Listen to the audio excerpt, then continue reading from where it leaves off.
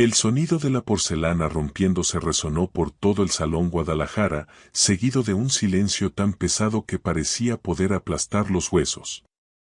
Don José Antonio Mercer, el multimillonario dueño de Empresas Mercer, acababa de despedir a su tercer mesero esa noche.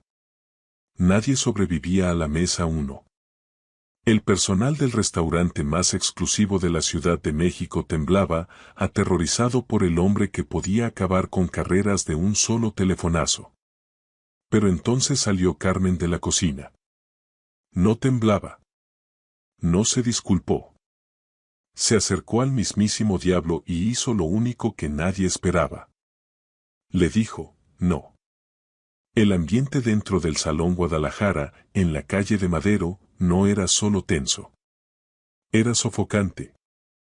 Era un martes de noviembre, de esos días fríos en que el viento baja del Ajusco y atraviesa hasta el abrigo más grueso.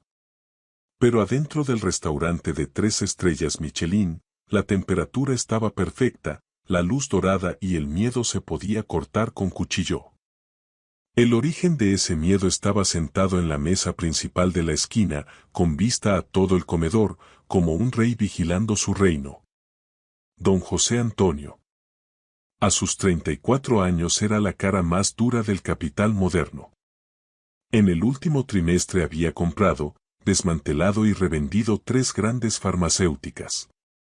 Su fortuna andaba en miles de millones, pero su fama valía mucho menos.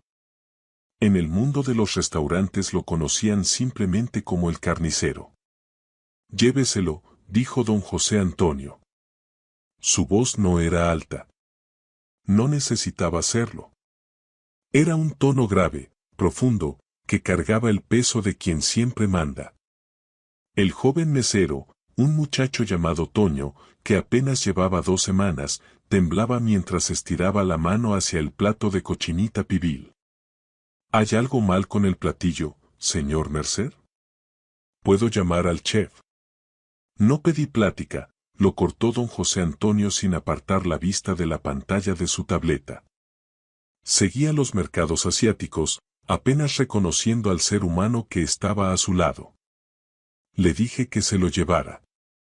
Me sirvió el agua mineral con la mano izquierda cruzando mi vista mientras leía. Me hizo sombra. Es torpe. Retírese de la mesa. Mándeme a alguien que sepa lo que hace. Toño parecía a punto de llorar. Tomó el plato y corrió a la cocina con la cara roja de vergüenza. Desde la estación de servicio, el maitre, un francés ya veterano llamado Gustavo, se secaba el sudor de la frente. Esto era un desastre. Don José Antonio era inversionista importante de la empresa que era dueña del edificio. Si se enojaba, todos pagaban los platos rotos. ¿Quién sigue?, preguntó Gustavo en voz baja al grupo de meseros que se habían juntado. ¿Quién se anima con la mesa? Nadie se movió. Servir a don José Antonio era como jugar a la ruleta rusa con todas las balas puestas. Ya había despedido a un sommelier por recomendarle un vino que le pareció corriente y acababa de correr a Toño por hacerle sombra. Yo voy. La voz era tranquila, muy distinta del pánico que reinaba en la cocina. Carmen avanzó, ajustándose el delantal en la cintura. Tenía 26 años, facciones marcadas y unos ojos cansados que habían visto demasiado de la vida dura. Llevaba solo 3 meses en el restaurante, aceptando los turnos que nadie quería. Carmen, no, le advirtió Gustavo. Tú eres muy directa. El señor Mercer necesita delicadeza, sumisión. Necesita a un mesero que no tiemble tanto que haga sonar los cubiertos. Carmen se miró en el acero inoxidable del pase y se arregló el cuello del uniforme. Además, necesito las propinas. La renta me vence en 3 días y el casero no acepta excusas. Gustavo la miró. Sabía por lo que pasaba, o al menos sabía que estaba desesperada. Trabajaba dobles turnos, nunca se quejaba y tenía una concentración intensa que ponía nerviosos a los demás. No era solo mesera. Se movía con la precisión de quien ha tenido que sobrevivir mucho. Ten cuidado, le susurró Gustavo. Hoy está de malas. Dicen los rumores que mañana cierra un negocio grande con el grupo Trident. Viene con sed de sangre. Carmen se quedó quieta una fracción de segundo al oír lo del grupo Trident. Apretó la charola hasta que los nudillos se le pusieron blancos. Una sombra fría y oscura le cruzó los ojos, pero la borró al instante con un parpadeo. Que busque sangre, dijo Carmen, tomando una botella fresca de Topo Chico y una copa de cristal. Yo he lidiado con cosas peores que un señor con traje de $3,000. Empujó las puertas vaivén y salió al salón. No corrió. No bajó la cabeza. Caminó con paso firme y seguro directo hacia la mesa de la esquina, donde el multimillonario seguía revisando correos que decidían el destino de miles de familias. Puso la copa. Ni una sombra. Colocación perfecta. Sirvió el agua. Ni una gota derramada. Don José Antonio no levantó la vista. Espero que seas más lista que el anterior. Vine a servir la cena, señor Mercer, no a presentar examen de inteligencia, contestó Carmen con voz serena. Aunque, si me permite un comentario, yo pararía de apostar en contra del yen antes de que abra la bolsa de Tokio en una hora. El índice de volatilidad está subiendo mucho. Don José Antonio se detuvo. El dedo se quedó suspendido sobre la tableta. Muy despacio levantó la cabeza. Por primera vez esa noche, el multimillonario miró a la mesera. Tenía ojos azules penetrantes, fríos como hielo, y una mandíbula que parecía tallada en piedra. La miró fijamente, esperando que ella bajara la vista. Carmen no la bajó. Le sostuvo la mirada. ¿Qué dijiste?, preguntó don José Antonio, bajando todavía más la voz. El menú, respondió Carmen con suavidad mientras le entregaba el libro encuadernado en piel. Le recomiendo el mole de olla y, por cierto, el yen anda inestable. Solo una observación de alguien que escucha. Don José Antonio entrecerró los ojos. El aire entre los dos chispeó de repente con una tensión inesperada. No estaba acostumbrado a que el personal hablara. Mucho menos a que le dieran consejos financieros. Eres mesera, dijo escupiendo la palabra como si fuera un insulto. Ocúpate de los especiales. Deja los mercados a los grandes. Por supuesto, señor, contestó Carmen con una máscara de cortesía profesional, aunque en sus ojos ardía un fuego escondido. El mole de olla está excelente. Se dio la vuelta para irse. Espere, ordenó don José Antonio. Carmen se detuvo y se volvió. No quiero el mole, dijo él, cerrando el menú. Quiero algo que no está en la carta. Un reto. Un reto, señor. Quiero un risotto. Pero no cualquiera. Quiero que lo hagan con trufas blancas de Alba, las que llegaron volando esta mañana. Y que lo acompañen con un Chateau Lafite Rothschild del 96. Y lo quiero en 20 minutos. Si se pasa un minuto, compro este restaurante y la despido yo mismo. Era una petición imposible. Un risotto bien hecho necesita por lo menos 25 minutos. El vino había que decantarlo. Carmen miró su reloj. 20 minutos. Empieza el cronómetro. La cocina estalló en caos en cuanto Carmen abrió las puertas de un empujón. ¿Qué quiere?, gritó el chef Marco, un hombre temperamental que trataba sus salsas como si fueran sus hijos. Risotto. En 20 minutos. Imposible. El arroz necesita absorber el caldo despacito. Si lo apuro, queda como tiza. Me niego. No se niega, cortó Carmen, su voz atravesando el alboroto. Se puso un delantal encima del uniforme. Gustavo, traiga la llave de la cava.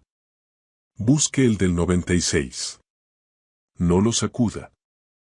Ábralo en la mesa, no aquí. Tiene que respirar en la copa. No hay tiempo para decantador. ¿Y el arroz?, gritó Marco, golpeando una sartén en la estufa. La física es la física, Carmen.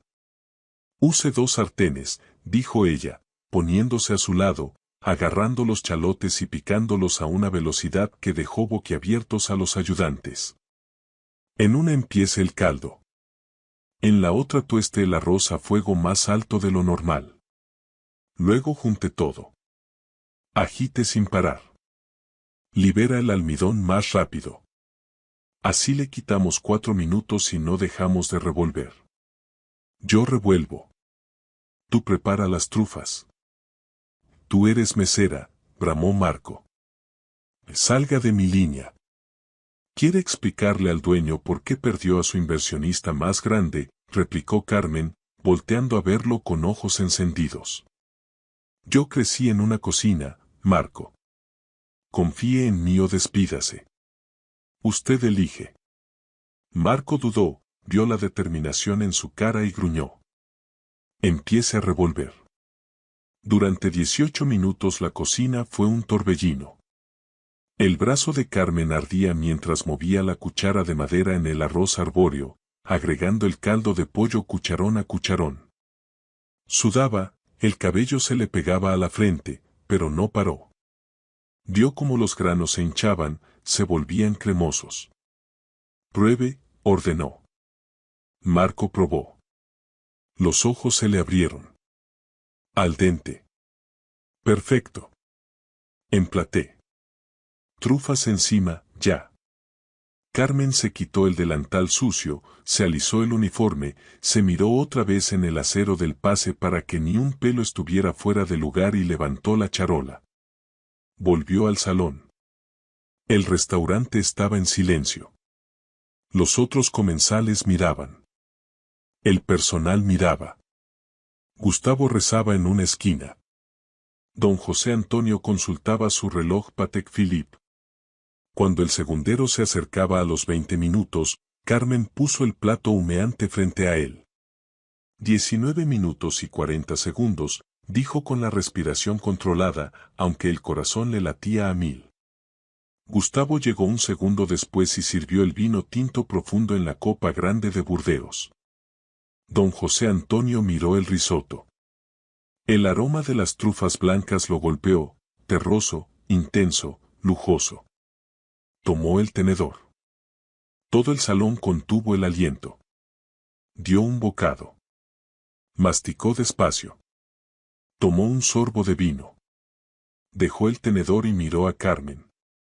Su cara no decía nada. El arroz está cocido perfecto, ¿cómo? Tostado a fuego alto, agitación constante, método de 2 sartenes, recitó ella. Física, señor. Don José Antonio se recargó en la silla. La hostilidad seguía ahí, pero algo más se había colado, curiosidad. Sabe de finanzas. Sabe técnicas de cocina fina. Habla como egresada de colegio particular. Y sin embargo está sirviendo mesas en el Salón Guadalajara y usa zapatos que han tenido 2 dueños antes. ¿Cómo es eso? Se había fijado en sus zapatos. Se fijaba en todo. Todos tenemos nuestra historia, señor Mercer, contestó ella con frialdad. ¿Algo más? Siéntese, dijo él. Señor, eso va contra el reglamento. Yo soy dueño del edificio. Siéntese. Señaló la silla vacía frente a él. Carmen dudó un momento y se sentó en la orilla, con la espalda recta. ¿Cómo se llama? Carmen. Bueno, señorita Carmen. Está desperdiciada aquí y oculta algo. Nadie sabe del trato con el grupo Trident. No se ha anunciado. Fue una reunión a puerta cerrada en Zúrich hace 3 días, ¿cómo lo supo? A Carmen se le heló la sangre. Había metido la pata. Cuando mencionó el grupo Trident antes fue por reflejo. Leo los periódicos, mintió. No salió en los periódicos. La voz de don José Antonio se volvió peligrosa. Se inclinó hacia adelante, clavándole los ojos como un depredador. ¿Quién es usted, espía corporativa, periodista? Soy nadie, dijo Carmen, poniéndose de pie de golpe. Tengo que revisar mis otras mesas. Las compré, dijo él con calma. Carmen se quedó helada. ¿Perdón? Compré el tiempo de las otras mesas. Le dije a Gustavo que despejara la zona. Solo quedamos usted y yo. Sacó un documento doblado del bolsillo del traje y lo tiró sobre la mesa. Mencionó el trato con Trident. Mencionó el yen. Claramente tiene experiencia en análisis. Entonces dígame, señorita Carmen, si es tan lista, mire esto. Empujó el papel hacia ella. Era una hoja de términos para la fusión con Trident. Dígame dónde está la trampa. Mis abogados dicen que está limpio. Mi consejo dice que está limpio. Pero mi instinto dice que algo anda mal. Tiene 5 minutos. Encuentre el fallo y le doy $10,000 de propina. Falle y la hago vetar de todos los restaurantes de esta ciudad. Carmen miró el papel. No debería hacerlo. Debería irse. Este hombre, don José Antonio Mercer, representaba todo lo que odiaba, la arrogancia, el poder, el dinero. Pero $10,000. Eso era la operación de su mamá. Eso era librarse de los cobradores. Extendió la mano y tomó el documento. Sus ojos recorrieron el lenguaje legal, los párrafos densos de pasivos y activos. Leía más rápido de lo que la mayoría piensa. Era una habilidad que había pulido años atrás en una vida que tuvo que dejar atrás. Se detuvo en la página 3, subsección 4, párrafo B. Sacó un bolígrafo del bolsillo del delantal y rodeó el párrafo con fuerza. Tiró el papel de vuelta hacia él. Allí está, dijo Carmen. Don José Antonio miró el círculo que había marcado. La cláusula de responsabilidad subsidiaria es estándar. No es estándar, contestó ella con voz baja e intensa. Mire la jurisdicción. Cita los tribunales de las Islas Caimán, pero los activos están en un fideicomiso ciego en Delaware. Si el grupo Trident declara quiebra en su división de manufactura dentro de 6 meses, que lo hará con el ritmo en que queman dinero, esa cláusula les permite liquidar sus activos para cubrir sus deudas. Es un caballo de Troya. No se están fusionando con usted, señor Mercer. Están buscando un rescate disfrazado de alianza. Firme eso y pierde su empresa en un año. Don José Antonio se quedó mirando el papel. Volvió a leer la cláusula. Los ojos se le abrieron. Sacó el teléfono y empezó a teclear furiosamente. Se detuvo, levantó la vista hacia Carmen y, por primera vez, la máscara del multimillonario se resquebrajó. Se veía impactado. Todo mi equipo legal se lo pasó por alto, murmuró. Su equipo legal cobra por decir que sí, contestó Carmen. Yo cobro por servir risotto. Don José Antonio se puso de pie. Metió la mano en el saco, sacó una chequera y garabateó algo. Arrancó el cheque y se lo entregó. 20,000, dijo. Quédese con el cambio. Carmen miró el cheque. Era real. Pero ya no trabaja aquí, añadió él, abotonándose el saco. ¿Qué? Carmen soltó un jadeo. No puede despedirme. Acabo de salvarle la empresa.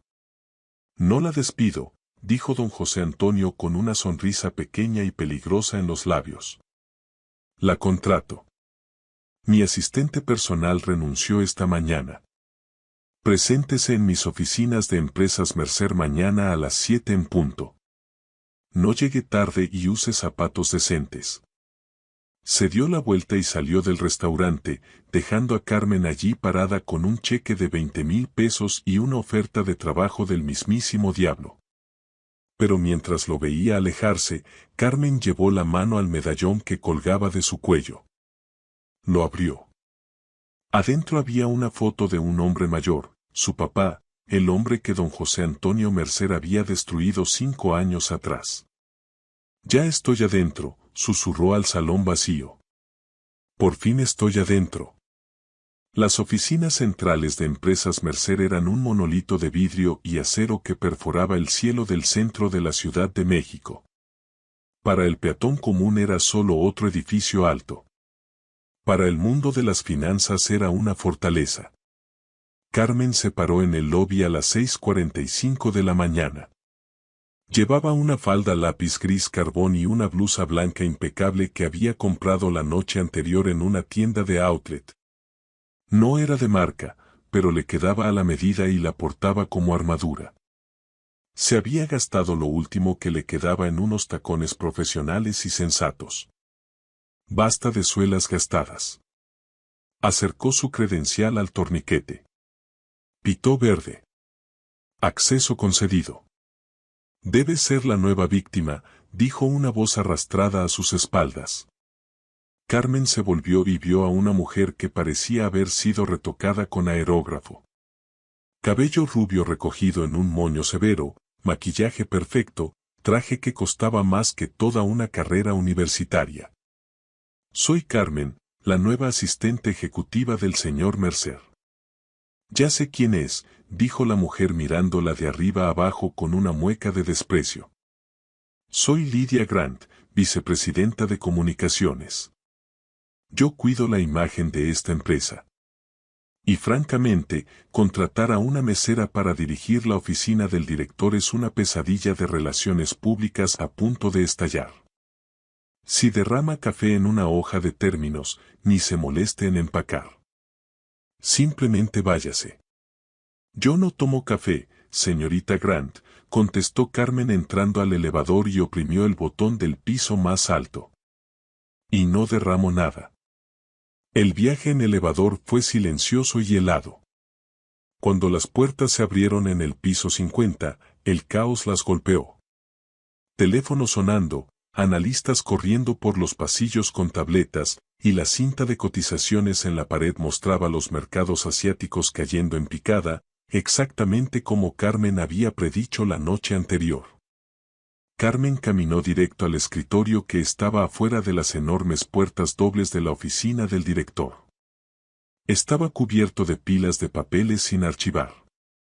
El señor Mercer está de malas, advirtió Lydia revisándose en el reflejo de su teléfono. Lo del yen japonés tiene a todos nerviosos. Hoy despide gente. Procure no ser la primera. Carmen la ignoró y tocó a la puerta. Adelante, retumbó la voz de don José Antonio. Entró. La oficina era inmensa, con ventanales de piso a techo que daban una vista panorámica del Zócalo y el Palacio Nacional.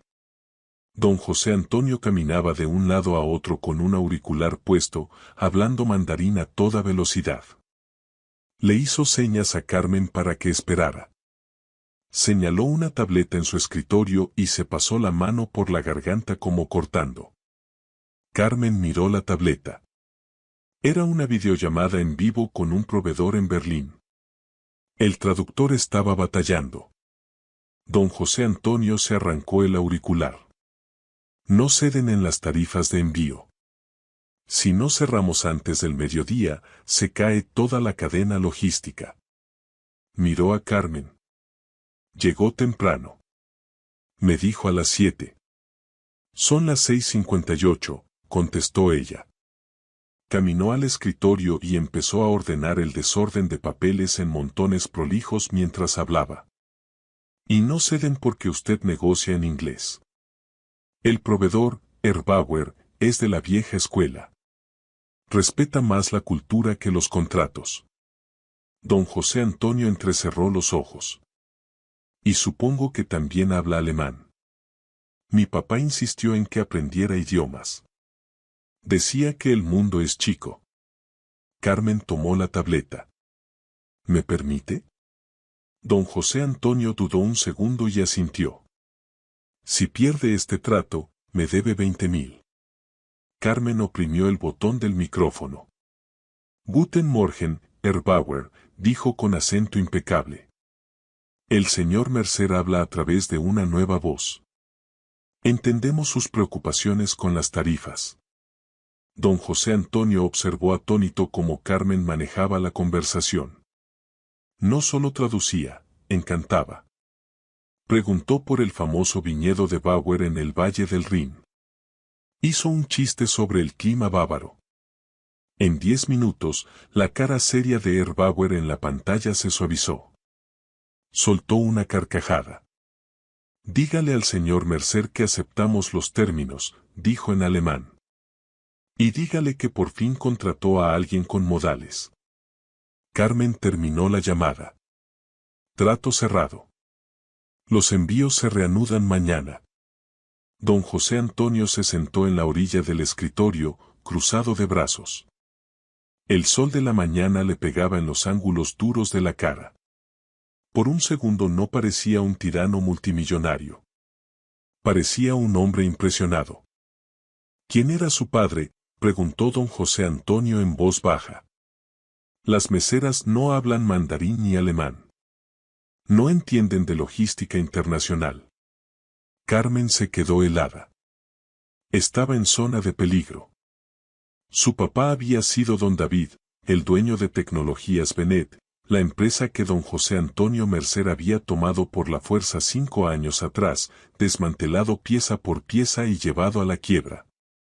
El estrés le provocó un derrame cerebral del que nunca se recuperó del todo.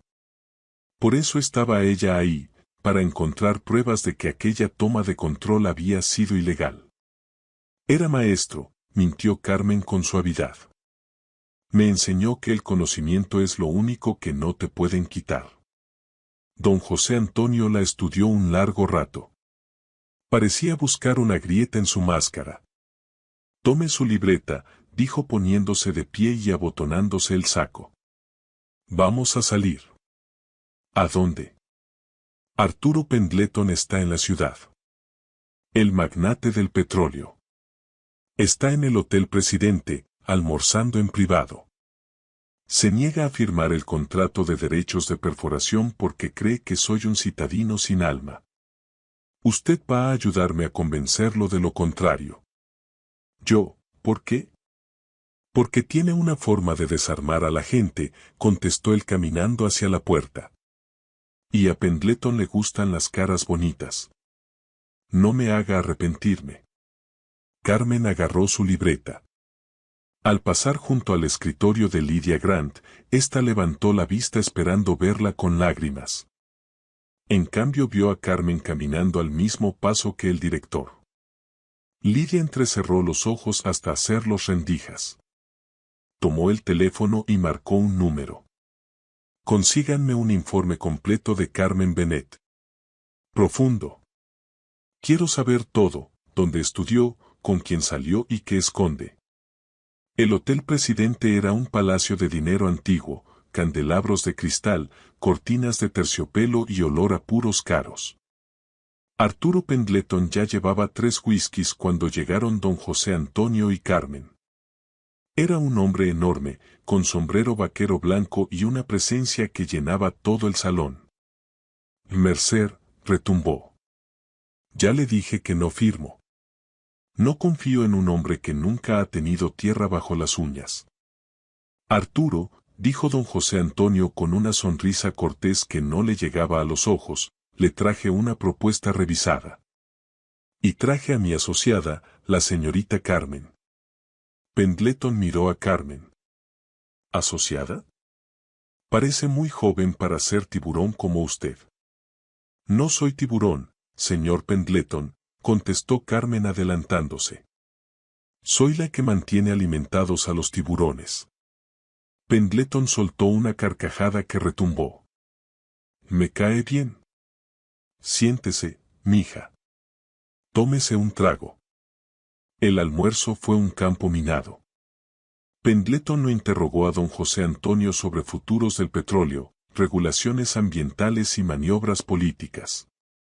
Él respondió con datos fríos y duros. Pendleton se veía aburrido. Luego la charla cambió. «Sabe, Mercer», dijo Pendleton mirándolo fijo, «el carácter de un hombre se mide por lo que protege. Usted no protege nada. Solo adquiere. Por eso no le vendo. Destriparía mi empresa como a un pescado». La mandíbula de don José Antonio se tensó. «Yo optimizo eficiencia, Arturo». «Usted destruye legados», replicó Pendleton. «Como hizo con Tecnologías Bennett hace unos años. Buena empresa. Buen hombre, don David. Lo aplastó solo por quedarse con sus patentes». Carmen dejó de respirar. El tenedor se le cayó al plato con un ruido que resonó en el silencio repentino. Don José Antonio no notó su reacción, estaba concentrado en Pendleton. Don David era débil.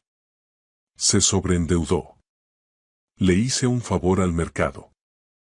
Carmen sintió una náusea y una rabia tan fuertes que tuvo que agarrarse de la mesa para que no le temblaran las manos. ¿Débil? Su papá era el hombre más bueno del mundo.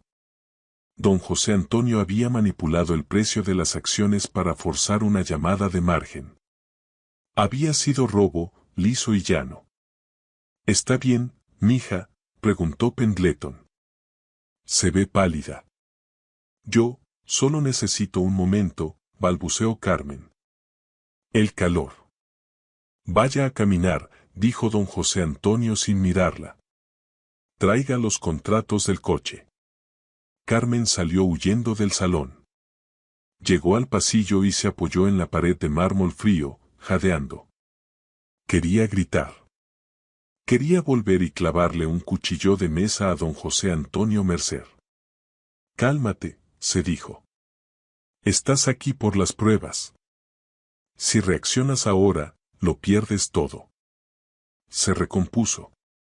Salió al coche que esperaba. El chofer, un hombre serio llamado Francisco, la saludó con un gesto. «El señor Mercer necesita el expediente Pendleton», dijo ella. Francisco abrió el maletín en el asiento trasero. Cuando Carmen alcanzó la carpeta azul marcada Pendleton, vio debajo una carpeta roja. Decía confidencial. Solo ojos autorizados. Archivo. El corazón le latió con fuerza. Sabía que no debía. Si Francisco la veía. «Francisco, ¿me trae una botella de agua del maletero?» «Me siento mareada», pidió poniéndose la mano en la frente. «Claro, señorita». El chofer rodeó el coche. Carmen actuó rapidísimo. Levantó la carpeta azul, abrió la roja y leyó. Era una lista de cuentas fantasma, empresas de fachada usadas para esconder adquisiciones hostiles. Y ahí, a la mitad de la lista, Proyecto Ícaro. Objetivo, Tecnologías Bennett. Método, sabotaje interno vía miembro del Consejo JP Status, liquidado. Sacó el teléfono y tomó una foto de la página. Cerró la carpeta, puso la azul encima justo cuando se abrió la puerta del chofer. «Aquí tiene, señorita», dijo Francisco dándole el agua. «Gracias», sonrió Carmen, aunque los labios se le sentían entumidos. Lo tenía. Prueba. Sabotaje interno. Don José Antonio no solo había sido más listo que su papá, había sobornado a un consejero para hundir la empresa desde adentro.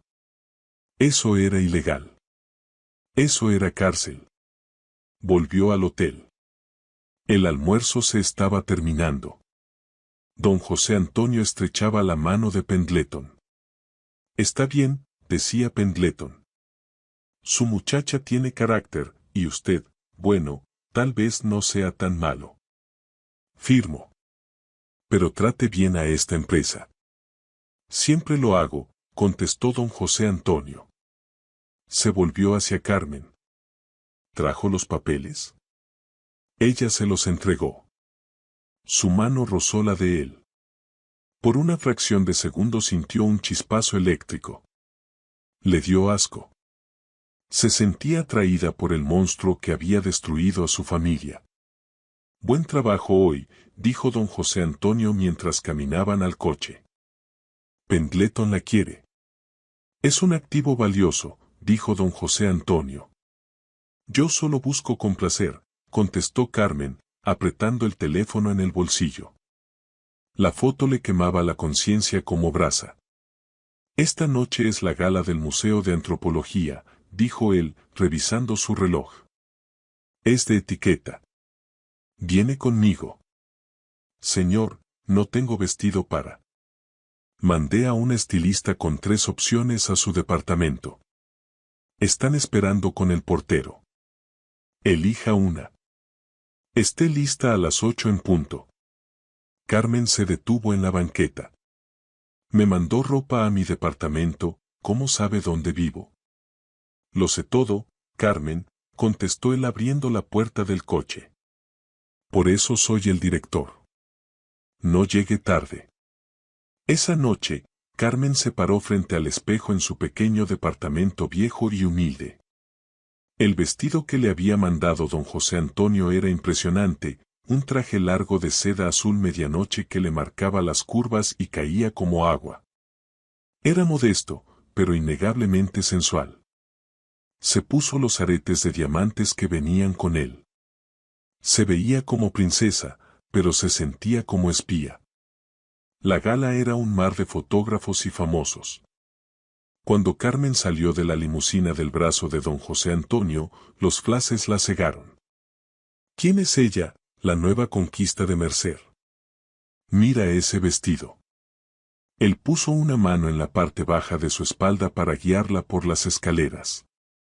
El toque era cálido, firme y protector. Carmen intentó apartarse, pero él la mantuvo cerca. Sonría, le susurró al oído. El mundo está mirando. Adentro, la fiesta estaba en pleno apogeo. Meseros pasaban champán. Meseros que se veían tan cansados como ella había estado 24 horas antes. Cruzó mirada con una muchacha que llevaba una charola y le regaló una sonrisa comprensiva. Don José Antonio se acercó Lydia Grant con un vestido rojo sangre que parecía una herida abierta. Sostenía una copa de vino tinto y tenía los ojos clavados en el vestido de Carmen. No sabía que invitaban al servicio, dijo con voz venenosa. Carmen es mi invitada, Lydia, contestó don José Antonio bajando la voz a ese tono grave y peligroso. Compórtese. Ay, yo siempre me comporto, sonrió Lydia. Dio un paso más cerca de Carmen. Solo me parece gracioso. Investigué un poco, Carmen, o debería decir Carmen Bennett, hija de don David Bennett. La sangre se le heló a Carmen. El salón pareció girar. Don José Antonio se volvió a mirarla. ¿Qué dijo?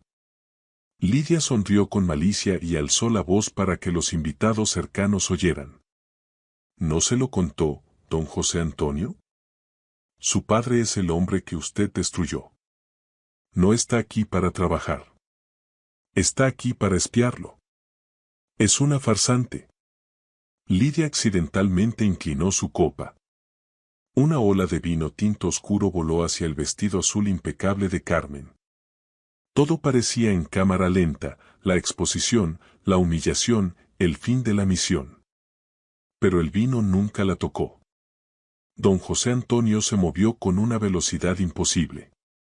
Se interpuso entre ellas y recibió todo el salpicón en la pechera blanca de su smoking. La gente jadeó. El silencio cayó sobre el grupo.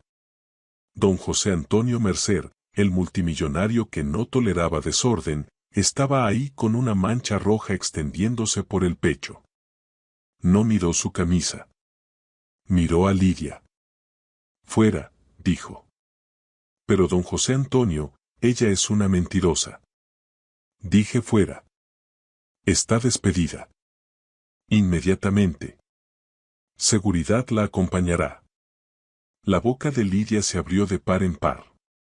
Miró alrededor, dándose cuenta de que había ido demasiado lejos.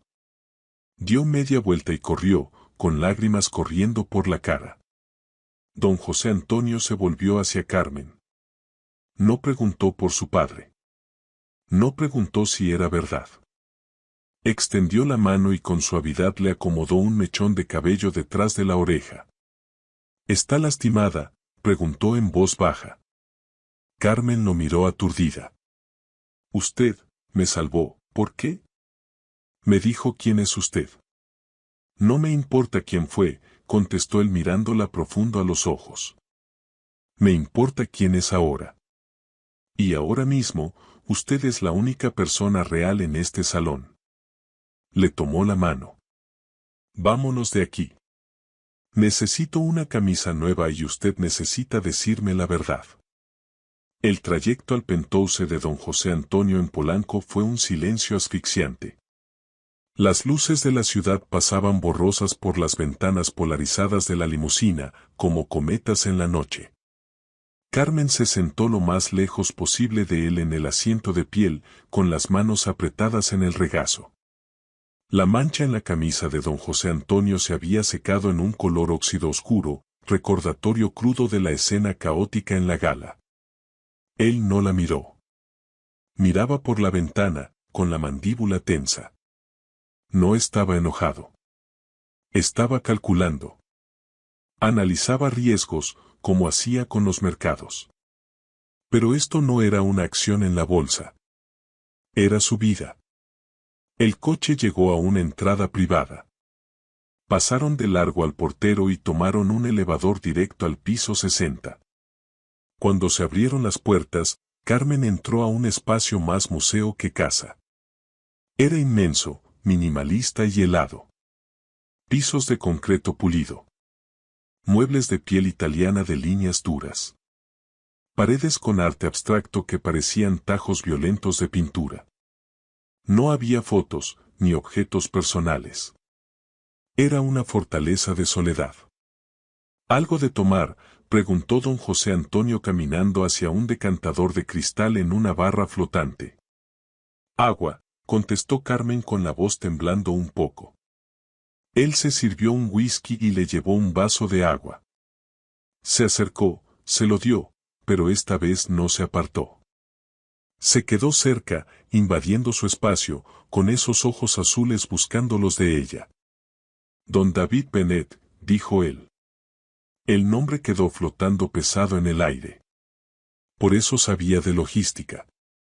Por eso entiende la presión de un consejo. Creció en eso. Era un buen hombre, contestó Carmen levantando la guardia de nuevo.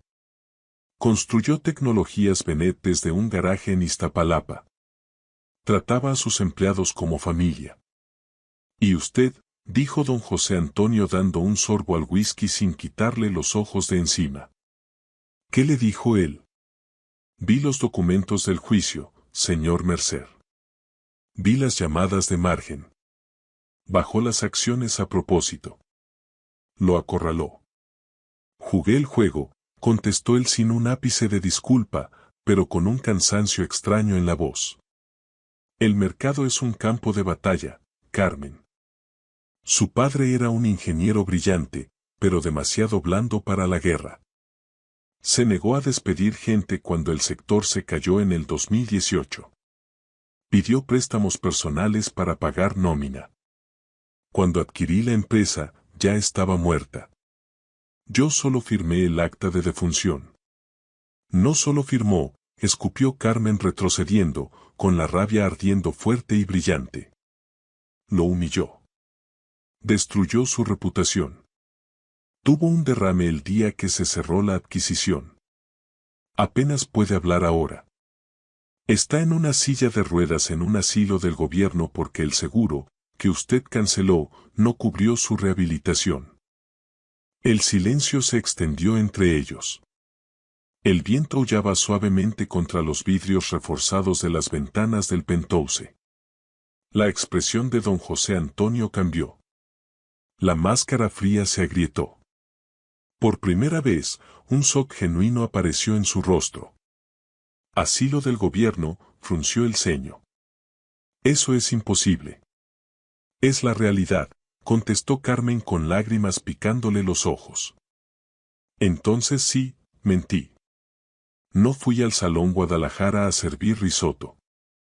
Fui para acercarme a usted, para encontrar algo que pudiera usar, para hacerle daño como usted se lo hizo a él. Metió la mano en su bolso de mano y sacó el teléfono. Abrió la foto que había tomado en el coche, la imagen del expediente Proyecto Ícaro. Y lo encontré, susurró. Proyecto Ícaro, sabotaje interno.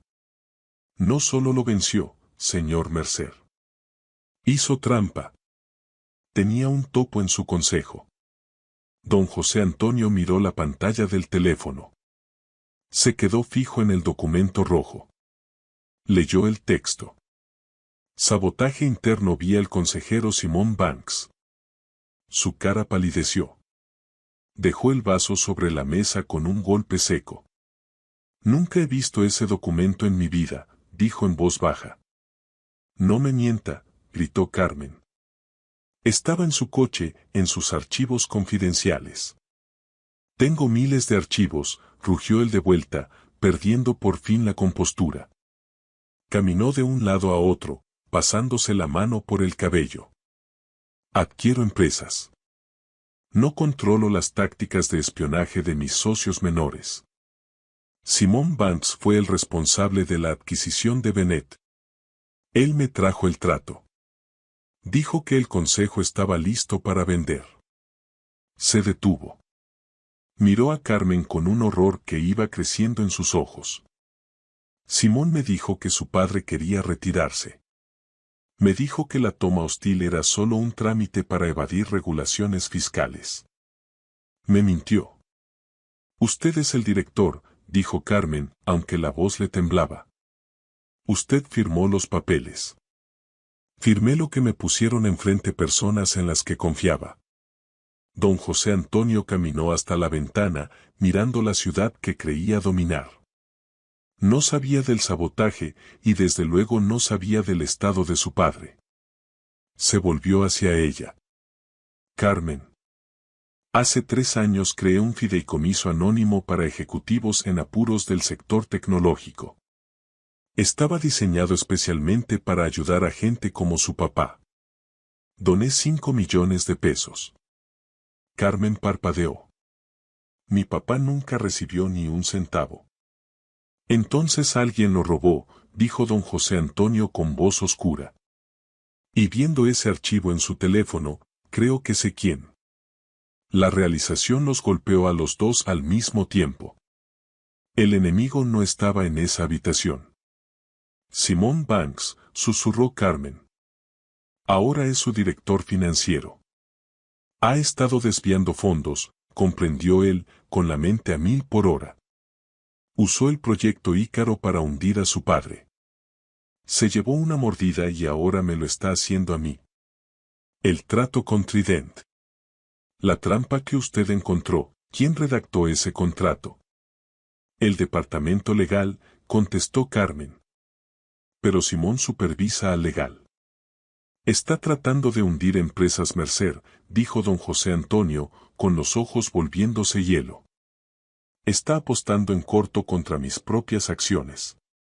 Si el trato con Trident hubiera pasado, la empresa se habría derrumbado y él habría ganado miles de millones con las opciones de venta. Caminó hacia Carmen. Le quitó el teléfono de la mano, pero no borró la foto. La miró, luego la miró a ella. Tiene evidencia para mandarme a la cárcel, dijo suavemente. Como director, soy responsable de las acciones de mis ejecutivos. Si esto sale a la luz, estoy acabado. Mi legado se va. Carmen lo miró. Vio la vulnerabilidad en el hombre que se suponía era un monstruo. Vio la mancha en su camisa donde la había protegido. Pensó en su papá y pensó en la verdad. Quería destruirlo, admitió. Todavía puede, contestó él devolviéndole el teléfono. El botón de enviar está ahí. Mándelo al Reforma o al Wall Street Journal. Gana usted. Carmen sostuvo el teléfono. El pulgar flotó sobre la pantalla. Era todo por lo que había trabajado, justicia, venganza. Pero miró a don José Antonio, al hombre que había comido su risotto, que la había defendido contra Lidia, que había sido engañado igual que su papá sin saberlo. Cerró el teléfono y lo puso sobre la mesa. No, dijo. No lo destruimos a usted. Lo destruimos a él. Don José Antonio soltó un suspiro que parecía haber estado conteniendo por horas. Dio un paso más cerca, la tensión cambiando de agresiva a algo eléctrico. Extendió las manos, tomó su rostro con suavidad. «Es usted extraordinaria, Carmen Benet», susurró. La besó. No fue tierno.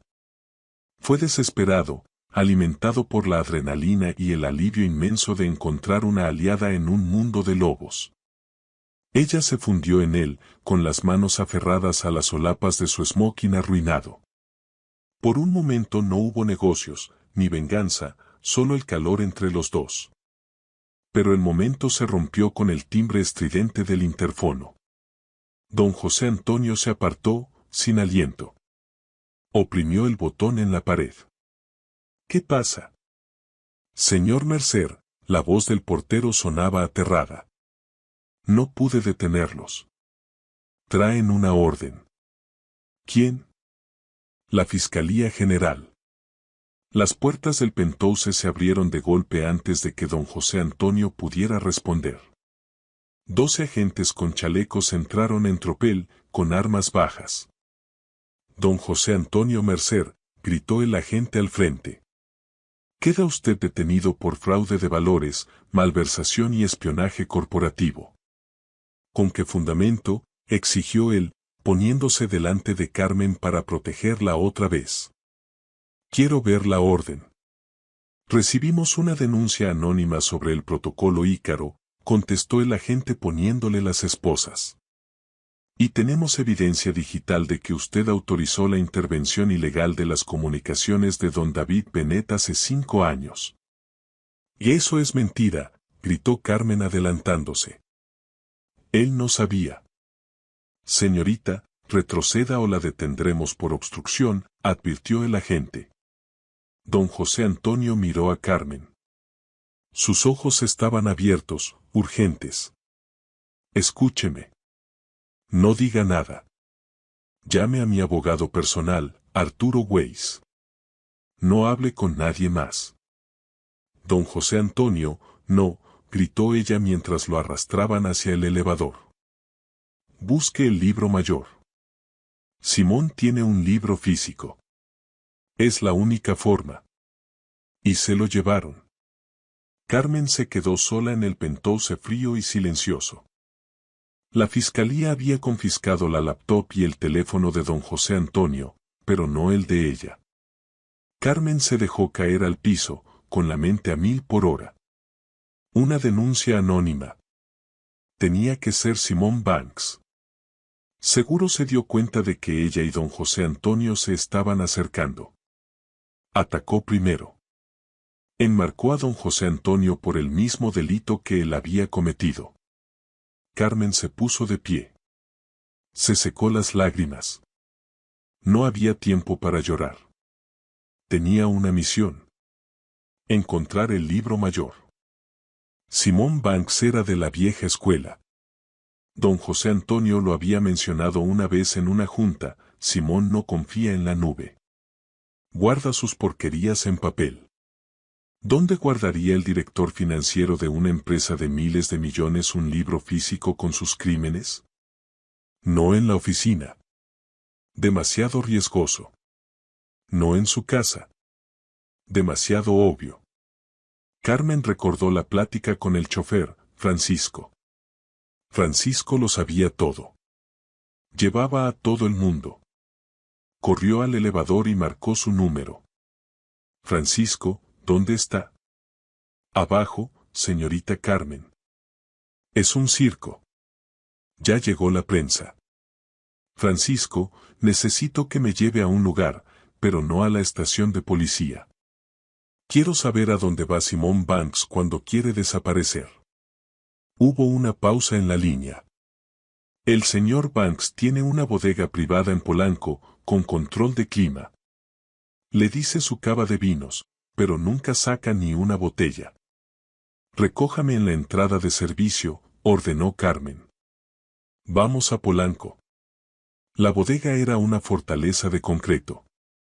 Francisco se quedó en el coche con el motor encendido. Carmen usó la tarjeta maestra que don José Antonio le había dado el primer día, por si había emergencias. Rezaba porque tuviera acceso a las bodegas ejecutivas. Pitó verde. Corrió por el pasillo iluminado con fluorescentes hasta la unidad 404. Estaba cerrada con un candado grueso. Miró alrededor. Agarró un extintor de la pared. Con un grito de pura rabia, lo estrelló contra el candado. 1, 2, 3 veces. El cierre se rompió. Abrió la puerta de golpe. Adentro no había vinos. Había filas de archiveros. Carmen empezó a revolverlos. 2020, 2021, 2022. Lo encontró al fondo, debajo de una caja marcada Recibos Fiscales 2018. Un cuaderno negro de piel. Lo abrió. Ahí estaba todo. Notas a mano. Transferencia a consejero JP. 2 millones. Proyecto Ícaro. Sabotaje a Tecnologías Benet. Autorizado por S. Banks. Firma de Mercer falsificada en el documento 44A. Había falsificado la firma de don José Antonio. Carmen apretó el cuaderno contra su pecho. Tenía el arma humeante. Pero al girar para irse, una sombra cayó sobre la puerta. Me preguntaba cuánto tardarías, dijo una voz suave y aceitosa. Carmen se quedó helada. Se volvió y vio a Simón Banks parado ahí. Era un hombre pequeño, con lentes y una sonrisa afilada como navaja. Sostenía una pistola pequeña. Simón, dijo Carmen con voz firme a pesar del miedo que le apretaba el corazón. Eres una chica lista, Carmen, contestó él entrando a la bodega. De mesera a espía corporativa. Buen currículum. Dame el cuaderno. Esto prueba que robó de mi papá, dijo ella apretando más el cuaderno. Y prueba que enmarcó a don José Antonio. Don José Antonio es arrogante, se encogió de hombros Simón. Se cree Dios. Necesitaba un escarmiento, ¿y su padre? Solo daño colateral. Los negocios son negocios. No son negocios, gritó Carmen. Son vidas de gente. Dame el cuaderno o te disparo y le digo a la policía que entraste a la fuerza y actué en defensa propia. Simón levantó el arma. Carmen miró la pistola. Luego miró el extintor que había dejado caer cerca de los pies de Simón. ¿Quieres el cuaderno?, preguntó. Lo extendió. Simón estiró la mano libre para agarrarlo, con los ojos distraídos un segundo por el premio. Carmen no dudó. Dio una patada con toda su fuerza al extintor. Rodó por el concreto y le golpeó las espinillas. Simón aulló de dolor, el arma tambaleándose. Carmen se lanzó. No era peleonera, pero era una hija luchando por su papá y una mujer luchando por el hombre que amaba. Le clavó el hombro en el pecho, empujándolo contra los estantes metálicos. La pistola voló por el piso. Simón se tiró a buscarla, pero Carmen fue más rápida. La pateó debajo del archivero y salió corriendo. Francisco, gritó al teléfono mientras corría por el pasillo. Encienda el coche. Salió disparada de la bodega justo cuando Simón disparó un tiro al aire detrás de ella. Se tiró al asiento trasero de la limusina. Vámonos, vámonos, vámonos. Francisco pisó el acelerador, las llantas chirriando mientras se perdían en la noche de la Ciudad de México. ¿A dónde, señorita?, preguntó Francisco mirando por el retrovisor con ojos muy abiertos. Carmen miró el cuaderno negro en sus manos. Temblaba, con la adrenalina corriendo por las venas. ¿A la estación de policía?, preguntó él. No, contestó Carmen, con los ojos endureciéndose. Don José Antonio ya está en una celda. La policía no me va a creer. Pensarán que lo inventé. Tenemos que ir a donde Simón no pueda esconderse. Donde la verdad importe más que la ley. ¿Y dónde es eso? A la Junta de Accionistas de Empresas Mercer, dijo Carmen. Empieza en 2 horas. El consejo va a votar para quitar a don José Antonio como director. Vamos a irrumpir en la fiesta. El salón de juntas de Empresas Mercer era una cámara de ejecución. 20 consejeros sentados alrededor de la mesa enorme de caoba. Al frente estaba Simón Banks, con la espinilla vendada y la corbata arreglada, viéndose desaliñado pero triunfante. Con el corazón en la mano, anunció Simón al salón, debemos votar para remover a don José Antonio Mercer de su puesto. El arresto es una mancha en esta empresa. Tenemos que distanciarnos de inmediato. De acuerdo, dijo un señor mayor al fondo de la mesa. Moción para terminar su cargo. Apoyo, dijo otro trajeado. ¿Todos a favor?, preguntó Simón levantando la mano. Las puertas dobles se abrieron de golpe con una fuerza que sacudió el salón. Carmen Benet apareció ahí. Todavía llevaba el vestido azul medianoche de la gala, ahora rasgado en el dobladillo y manchado de grasa de la bodega. El cabello revuelto, el maquillaje corrido. Parecía una valquiria regresando de la batalla. Y me opongo, anunció con voz clara y fuerte. Seguridad, gritó Simón poniéndose de pie. Saque a esta mujer. Si me sacan, dijo Carmen levantando el cuaderno negro, se llevan lo único que salva a esta empresa de una acusación federal. Los consejeros se quedaron callados. El dinero habla, y la amenaza de una acusación federal los hizo escuchar. Déjenos hablar, dijo el señor mayor. Carmen caminó hasta la cabecera de la mesa. Golpeó el cuaderno negro frente al presidente del consejo. Don José Antonio Mercer no robó nada de Tecnologías Benet, dijo mirando fijo a Simón. Fue él. Abrió el cuaderno en las páginas marcadas. Este es el libro personal de Simón Banks. Detalla la falsificación de la firma del señor Mercer. Detalla las cuentas en el extranjero donde escondió los fondos de pensiones robados, fondos que eran para mi papá y para otros empleados. El presidente se puso los lentes. Leyó la página. La cara se le puso morada. Simón, preguntó levantando la vista, ¿es esta su letra? Es una falsificación, balbuceó Simón sudando a chorros. Está loca. Es la hija de don David Benet. Tiene sed de venganza. Si tengo sed de venganza, contestó Carmen con calma. Pero también tengo a Francisco, el chofer que lo llevó a la bodega 20 veces en el último año. Y tengo las grabaciones de seguridad de la bodega que muestran cómo me apuntó con pistola hace 2 horas. Señaló la pantalla en la pared donde había proyectado el video desde su teléfono, la copia en la nube que había accedido en el coche. Ahí se veía clarito a Simón agitando el arma. El salón estalló. Llamen a la policía, ordenó el presidente.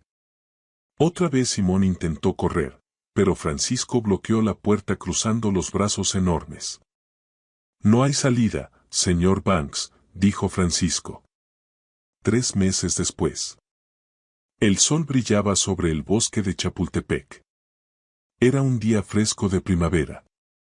Carmen empujaba la silla de ruedas por el camino pavimentado. En la silla iba don David Benet. Se veía frágil, pero los ojos le brillaban. Sonreía. Mira los patos, papá, dijo Carmen bajito.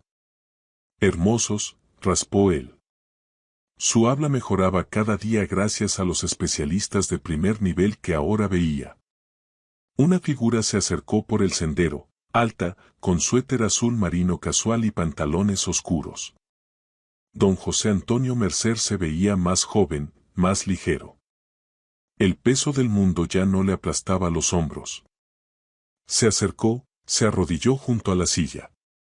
Buenas tardes, señor Bennet, dijo con respeto.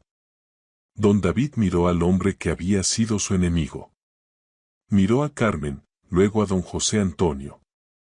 Asintió despacio. José Antonio. Don José Antonio se puso de pie y miró a Carmen. Le tomó la mano. ¿Cómo estuvo la junta de accionistas?, preguntó ella. ¿Aburrida? Don José Antonio sonrió. Sin usted irrumpiendo por las puertas, solo son viejos hablando de dividendos. La extrañamos. Estoy ocupada, contestó Carmen señalando a su papá. Tengo un nuevo trabajo, administrar la Fundación de Rehabilitación Bennet. Lo sé, dijo él. Soy su donador más grande. Metió la mano al bolsillo y sacó una cajita de terciopelo. Carmen, dijo con voz seria. Usted me sirvió el risotto imposible. Salvó mi empresa. Salvó mi vida. Y me enseñó que el dinero es barato, pero la confianza es cara. No se arrodilló. Carmen odiaba los clichés, pero él extendió el anillo. No era un diamante enorme. Era una banda sencilla y elegante con un zafiro del color del vestido que había usado esa noche. Necesito una socia, dijo don José Antonio. Para los negocios y para la vida, ¿dirá que sí? Carmen miró a su papá. Don David levantó el pulgar despacito en señal de aprobación. Ella volvió a mirar al multimillonario que había aprendido a ser hombre. Solo si promete una cosa, dijo Carmen con un brillo juguetón en los ojos. Lo que sea. Nunca más cochinita pibil cruda. Está horrible. Don José Antonio soltó una carcajada fuerte, de esas que voltean cabezas en el parque. Trato hecho. Le deslizó el anillo en el dedo y, mientras se besaban bajo la sombra de los árboles que empezaban a brotar, el fantasma del director despiadado desapareció. En su lugar quedó un hombre que por fin había encontrado lo único que el dinero no puede comprar. Y esa es la increíble historia de Carmen Bennet y don José Antonio Mercer. De una mesera que plantó cara a una mujer que derribó un imperio corporativo, Carmen demostró que el verdadero poder no viene de una cuenta bancaria. Viene del corazón. Se hizo justicia. Simón recibió lo que merecía. Y el papá de Carmen por fin tuvo la paz que necesitaba. Si le gustó esta historia, por favor dele like. Nos ayuda a crear más relatos dramáticos solo para ustedes. ¿Pensaron que don José Antonio era culpable al principio? Díganme en los comentarios. Y no olviden suscribirse y activar la campanita para no perderse ningún episodio nuevo. La próxima semana traemos una historia romántica de mafia que les va a volar la cabeza. Gracias por ver y nos vemos en la siguiente.